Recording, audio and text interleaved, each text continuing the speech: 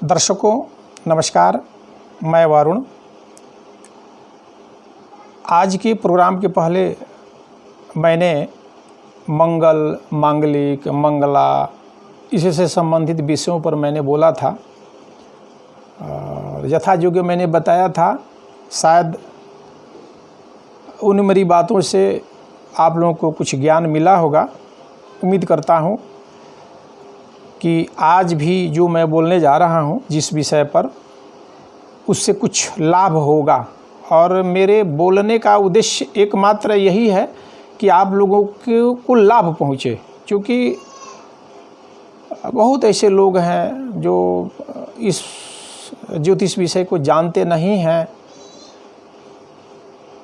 तो भटकते हैं, गुमराह होते हैं, परेशान होते हैं। उनके मन में कई प्रकार के प्रश्न आते हैं और मैं चाहूँगा कि आपके प्रश्नों का उत्तर मैं दे सकूं और आपके अंदर जो प्रश्न है उसको सुलझा सकूं धीरे धीरे, यथायोग्य, यथा समय। आज का मेरा विषय है दाम्पत्य सुख में बाधा। बहुत ऐसे लोग हैं जिनके जीवन में दाम्पत्य सुख से संबंधित बहुत सारी समस्याएं आती है, और ये समस्याएं भी कितने अनेक प्रकार की हैं। जैसे विवाह न होना, विवाह हुआ तो फिर तलाक हो जाना, तलाक नहीं हुआ और विवाह हो गया है तो पत्नी कहीं और रहती है, पति कहीं और रहता है। चौथा प्रकार है कि रहते दोनों एक ही जगह है, लेकिन दोनों कुत्ता और बिल्ली जैसे लड़ते रहते हैं, दोनों एक दूसरे को देखना नहीं चाहते हैं, कलह द्वेष 24 घंटा होता रहता है, करते रहते हैं। या विवाह के बाद पत्नी ने पति को छोड़ दिया या पति ने पत्नी को छोड़ दिया, दोनों में किसी ने एक को छोड़ दिया, या दोनों में कोई एक मर गया, या पत्नी रुगड़ी हो गई, या पति रोगी हो गया, अपाहिज हो गया। इसमें बहुत प्रकार की बाधाएं आती हैं। तो ऐसा क्यों होता है और ऐसा जो होता है उसके क्या योग होते हैं, यही आज का मेरा विषय है। और इस विषय पर सबसे पहले मैं आपको प्रथम पॉइंट में बताऊं कि सप्तमेश का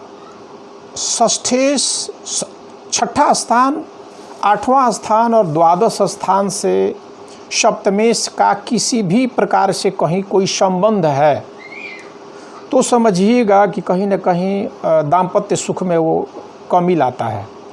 सप्तमेश का संबंध यदि षष्ठेश से, अष्टमेश से या द्वादशेश से किसी भी प्रकार का संबंध है, जो 4 प्रकार के ज्योतिष संबंध बताए गए हैं, तो कहीं न कहीं आपको दाम्पत्य सुख में बाधक बनेगा। जैसे सबसे पहले मैं आपको इसमें 9-10 पॉइंट मैं बताऊंगा, बहुत कम समय मेरे पास नहीं है। सप्तमेश यदि अस्त हो, नीच का हो या त्रिक में हो, जैसा कि मैंने आप लोगों को बताया कि 6ठा, 8वां और 12वां ये जो घर है ये ठीक नहीं है, और इस घर के मालिक जहाँ भी बैठते हैं या जिसको देखते हैं, या इन घरों में दूसरे घरों के जो मालिक बैठते हैं, तो कहीं ना कहीं वो कुछ कमी लाते हैं, बिल्कुल निसंदेह। तो यदि सप्तमेश अस्त है, नीच का है, त्रिक में है, तो आपके दाम्पत्य सुख में समस्या आएगी, या तो शादी नहीं होगी, जैसा कि मैंने पहले आपको बताया, उसमें से कहीं ना कहीं कुछ होगा आपके साथ। दूसरी बात है कि यदि सप्तमेश और त्रिकेश भी हो या त्रिकेश सप्तमेश भी हो और किसी शुभ ग्रह की दृष्टि का योग उस पर नहीं हो, तो भी मानव जीवन में दाम्पत्य से संबंधित समस्याएं आती हैं, और प्रायः देखा गया है कि ऐसे लोगों की शादियां नहीं होती हैं।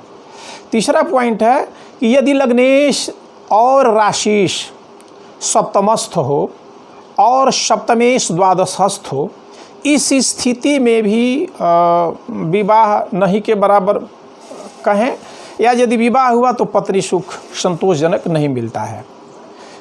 चौथा पॉइंट है कि यदि शनि और मंगल से सप्तमस्थ चंद्रमा और शुक्र हो तो भी दाम्पत्य सुख में समस्या आती है।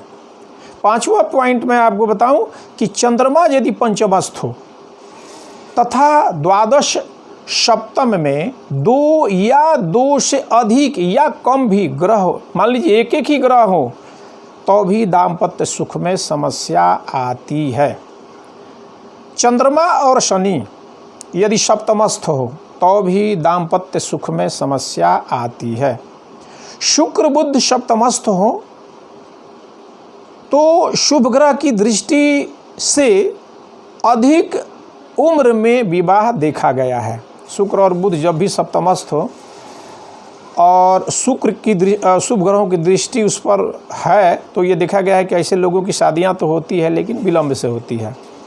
शुक्र और मंगल यदि पंचमस्थ हो, सप्तमस्थ हो, नवमस्थ हो, चूँकि शुक्र पत्नी कारक हैं, दाम्पत्य कारक हैं और दाम्पत्य के सारे सुखों को देने वाले हैं, और मंगल उसके बाधक हैं, और एक देने वाला और एक लेने वाला और ये दोनों एकत्रित हो जाएं और ये दोनों साथ साथ बैठ करके जो विवाह को, एक विवाह के सुखों को देने वाला है और एक उसको समाप्त करने वाला है, उसको देखना नहीं चाहता, और ये दोनों मिलकर के पंचम, सप्तम या नवम में बैठ जाएं तो भी ये दाम्पत्य सुख के लिए बाधक होते हैं, विशेष करके विवाह ही नहीं होने देते हैं।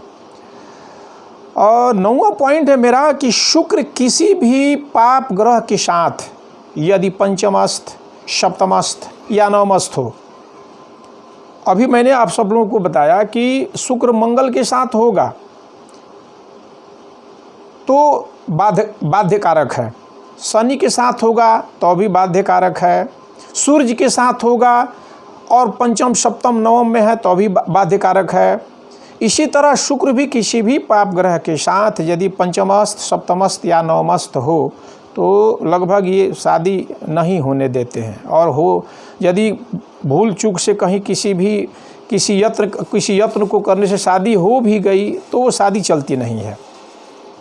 और मेरा अंतिम पॉइंट है इस विषय में कि शुक्र, बुध और शनि ये तीनों यदि नीच के हों या शत्रु के नवांश में हो तो भी दाम्पत्य सुख आपका अच्छा नहीं होगा। ऐसा ज्योतिषियों का मानना है, हमारे ऋषियों मुनियों का मानना है। उन्होंने जैसा लिखा है, हमने जो अध्ययन किया है वही मैंने आपको बताया। अब अगला मेरा प्रोग्राम होगा जो नेक्स्ट, उस दिन मैं ये बताने का प्रयास करूँगा कि ऐसे कौन लोग होते हैं जिनकी दो शादियाँ होती हैं, दो या दो से अधिक। एक विवाह तो प्रायः हमारे सनातनीय पद्धति में नियम है, सब होना ही चाहिए, लेकिन ऐसे भी लोग हैं जिनकी दो शादियां होती हैं, तीन शादियां होती हैं, अधिक भी हो सकता है, और भी किसी कारण से उनकी पत्नियों की संख्या बढ़ जाती है। तो अगला मेरा विषय होगा कि ऐसे कौन लोग हैं जिनकी दो या दो से अधिक शादियां हो सकती हैं या पत्नियां हो सकती हैं। नमस्कार।